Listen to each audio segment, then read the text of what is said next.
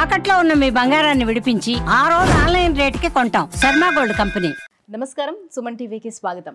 2025 సంవత్సరం నవగ్రహాల స్థితిగతులు ఎలా ఉన్నాయి, ద్వాదశ రాశుల వారికి ఎటువంటి ఫలితాలని అందజేస్తున్నాయి, ఈ విషయాన్ని తెలియజేసేందుకు మనతో పాటు ఉన్నారు ప్రముఖ జ్యోతిష శాస్త్ర పండితులు, శ్రీచక్రపీఠ వ్యవస్థాపకులు బ్రహ్మశ్రీ ప్రదీప్ జోషి గారు. గురుగారు నమస్కారం. శ్రీమాత్రే.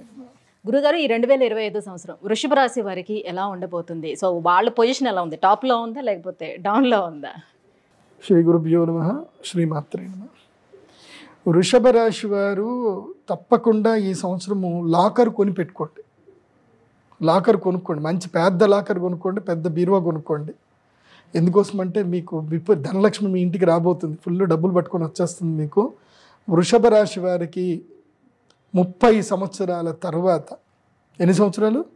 30 సంవత్సరాల తర్వాత 11వ స్థానం లోపలికి శని వస్తున్నాడు. మార్చి 38 వరకు ప్రశాంతంగా ఉండండి, దేని జోలికి వెళ్ళకండి. మార్చి 30 ట్రాప్. మార్చి 30 వరకు ఎలకకి ఎట్లాగైతే ట్రాప్ వేస్తారో అట్లా మీకు శని దశమ స్థానంలో ఉన్నప్పుడు ట్రాప్ వేస్తాడు. ట్రాప్లో పడి అప్పులో పడ్డారా, శని ఏకాదశంలో 2 సంవత్సరాలు ఉన్నా మీకు ఏమీ ఒరగదు, గుర్తుపెట్టుకోండి. ఈ 3 నెలలు జనవరి 1 నుంచి తీసుకొని మార్చ్ 28 వరకు తిన్నావా, పడుకున్నావా, తెల్లారిందా, ఎవరు ఏది అడిగినా గుర్తులేదు, మర్చిపోయా, తెలియదు, ఇదే చెప్పాలి మార్చి 28 దాకా. ఎందుకోసమంటే శని వచ్చేటప్పుడు 10వ స్థానంలో ఉంటాడు కదా, రాజ్య వశీకరణం చేసుకొని బంధిస్తాడు. సో ఆయన బంధించకుండా మీరు కామ్గా కూర్చోండి. ఏం లేదు, ఈ 3 వర్డ్స్ గుర్తుపెట్టుకోండి. వృషభ రాశి వారు ఏం లేదు, తెలీదు, గుర్తులేదు, మర్చిపోయా, మార్చ్ 28 వరకు. దాని తర్వాత మీరు పట్టిందల్లా బంగారం, చేసిందల్లా సూపర్. ఇంకా గురుసేనులు ఇద్దరు కూడా ఫుల్ సపోర్టివ్ ఉన్నారు. ధనస్థానంలో గురువు వచ్చేస్తున్నాడు. అక్షయ తృతీయ దాటితే ధనస్థానం లోపల గురువు వచ్చేస్తాడు. కాబట్టి గురువు శని ఇద్దరు బాగున్నారు. కాబట్టి ఈ సంవత్సరం ఎవరైనా టాప్ నంబర్ 1 పొజిషన్లో ఉన్నారు అంటే అది మాత్రం ఎవరు? వృషభ రాశి is in number 1 position. Bharani నక్షత్రం అయితే ఇక తగ్గేదలా. నేను మెయిన్గా చెప్పేది ఏంటంటే యంగ్స్టర్స్కి పెళ్లి చేసుకోకండి. వృషభ రాశి వాళ్ళు పెళ్ళిళ్ళు చేసుకోకండి. ఈ సంవత్సరం పెళ్లి చేస్తాడు గురువు, తప్పకుండా రాగానే పెళ్లి చేస్తాడు. పెళ్లి చేశారనుకోండి, వివాహం విద్యానాశనం, శోభనం సర్వనాశనం, జీవితంలో ఏం సాధించలేరు ఇంకా. సో ఈ సంవత్సరం పెళ్లిళ్ళు చేసుకోకండి అని చెప్తాను నేను యంగ్స్టర్స్. సంపాదించుకోండి, డబ్బులు సంపాదించుకోండి. పెళ్ళి చేసుకున్నారా, మొత్తం టైం అంతా ఎక్కడికి వెళ్ళారు, ఎప్పుడు వస్తారు, దీనికి మీ జీవితం పోతుంది. వృషభ రాశి స్థానంలోకి గురువు సెకండ్ ప్లేస్ లో గురువు వస్తున్నాడు. అట్ ద సేమ్ టైం శనితో పాటు శుక్రుడు కూడా ఆ ప్లేస్ లోకి మీనరాశిలోకి వస్తున్నారు. కానీ శుక్రుడు మారుతాడండి. శుక్రుడు ఎవ్రీ 22 రోజులకి 28 రోజులకి మారుస్తాడు.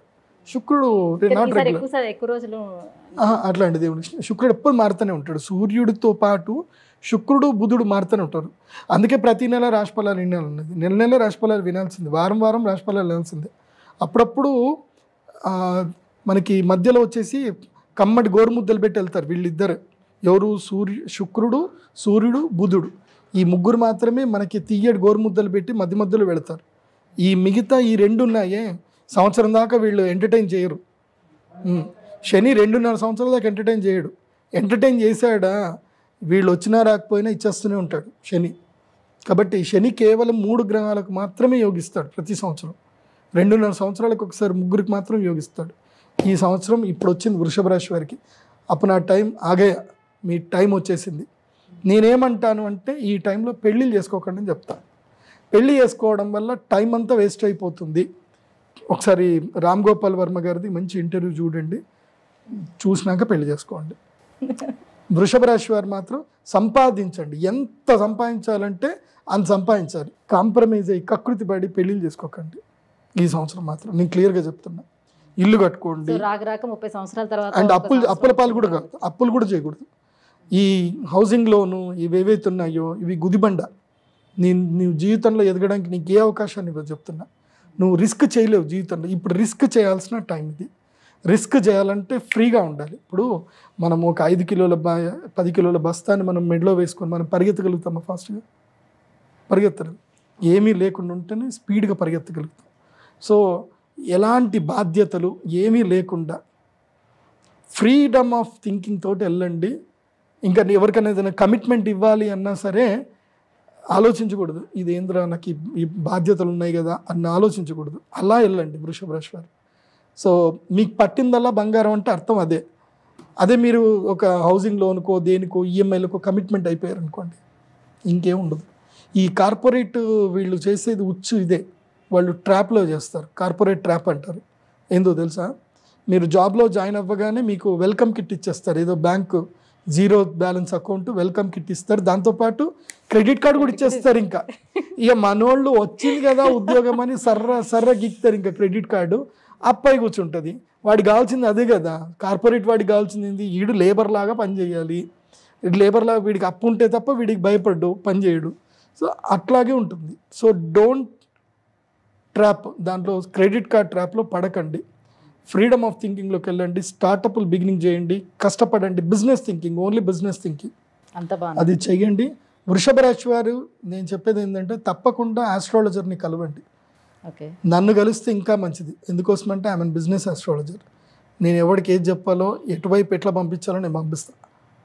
నేను పరిహార పూజలు చెప్పడం తక్కువ, గైడ్లైన్స్ ఇవ్వడం ఎక్కువ ఉంటుంది నాతో మాట్లాడితే. Because I know the world. నేను ఎకనామిక్స్ నాకు తెలుసు. ప్రపంచం పోకడలు తెలియని వాళ్ళ దగ్గర పోయి మీరు ఏం చెప్పించుకున్నా వేస్ట్. ప్రపంచం పోకడ తెలియాలి, గ్రహాల పోకడ తెలియాలి, రెండు తెలిస్తేనే నడుస్తుంది. సో రండి, నా దగ్గరికి రండి, 25,000 పట్టుకొని రండి, నేను చెప్తా పక్క. గురుగారు, మరి వీళ్ళు అంతా బాగానే ఉంది కాబట్టి ఇంకెలాంటి పరిహారాలను పాటించాల్సిన అవసరం లేదంటారా? ఏముంటుంది, గమండ తగ్గించుకోవాలి, గర్వం పెరుగుతుంది. గమండ తగ్గించుకోవాలి. ఇంకోటి గర్వం పెరుగుతుంది. ఇంకోటి భరణి నక్షత్రం వాళ్ళకి ఏంటంటే వాళ్ళు జుకెంగనయ్య అంటారు. అక్కడ ఏమైపోతుందనంటే ఒక్కటి గుర్తుపెట్టుకోండి అండి, భరణి నక్షత్రం వాళ్ళు తమ ఫ్యామిలీ లైఫ్లో ఎంత మూర్ఖంగా ఉంటే వాళ్ళకి అంత మంచిది. మూర్ఖంగా అంటే పెళ్ళాం పిచ్చోడన్నా సరే, మా ఆయనకి ఏం తెలీదు, మూర్ఖుడు, ఎదవా, ఏమన్నా సరే అంతేగా అనాలి. భరణి నక్షత్రం వాళ్ళకి కృతిగా కూడా అంతే. ఎవరికైనా గుర్తుపెట్టుకోండి అండి, జీవితంలో మనకి బయట ఎక్కడైనా అదృష్టం వస్తుందంటే ఇంట్లో అదృష్టం ఆపుతుంది. ఇంటి వాళ్ళు ఆపుతారు. ఇంట్లో అదృష్టం ఉంది, ఇల్లు బాగుంది, బయట రాదు. ఇది ఎప్పుడూ ఈ బ్యాలెన్స్ అనేది తప్పుతుంది. ఇంట్లో ఎక్కువగా సీరియస్ లేకుండా వాళ్ళు ఏమన్నా సరే నీ ఇష్టం, అంతే నీ ఇష్టం అని అనుకొని ముందుకెళ్ళు. డబ్బులు బయట గెలుస్తావు, ఇంట్లో గెలవలేదు అనుకో, బయట గెలవలేదు. అది బాగా గుర్తుపెట్టుకోండి. అందులోపల భరణి నక్షత్రం వాళ్ళకి గర్వం బాగా ఎక్కువ, పొగరు, కోరికలు, ఆశలు, మాటలు అన్నీ ఎక్కువ. ఎందుకోసమంటే పెద్ద నక్షత్రం అది భరణి నక్షత్రం. భరణి అంటేనే అగ్ని. అది గురుగారు, 2025 సంవత్సరం వృషభ రాశి వారికి ఎలా ఉండబోతుంది? సో వాళ్ళకి అదృష్టం పట్టిందల్లా అదృష్టమే ఉండబోతుంది. అక్షయ తృతీయ యాగం చేసుకోవాలి వృషభ రాశి. అక్షయ తృతీయ మహాలక్ష్మి యాగం చేస్తే యు మే ఇన్వైట్, మీరు లక్ష్మీదేవిని ఇన్వైట్ చేసినట్టు. యంత్రం తీసుకోవాలి, మా శ్రీచక్రపీఠంలో చేస్తాము, రండి యంత్రం తీసుకోండి. అప్పుడు అమ్మవారు మీ దగ్గరకు వస్తారు. నేను ఇచ్చే గైడ్లైన్స్ ఫాలో అవ్వండి. గురుగారు, ఈ 2025 సంవత్సరం వృషభ రాశి వారికి ఎలా ఉండబోతుంది? చిన్న పరిహారాలు ఏమేమి చేసుకోవాలి? సో వాళ్ళకి ఎంత అదృష్టం పట్టనుంది? ఈ విషయాలన్నీ కూడా తెలియజేసినందుకు ధన్యవాదాలు. శ్రీమాత.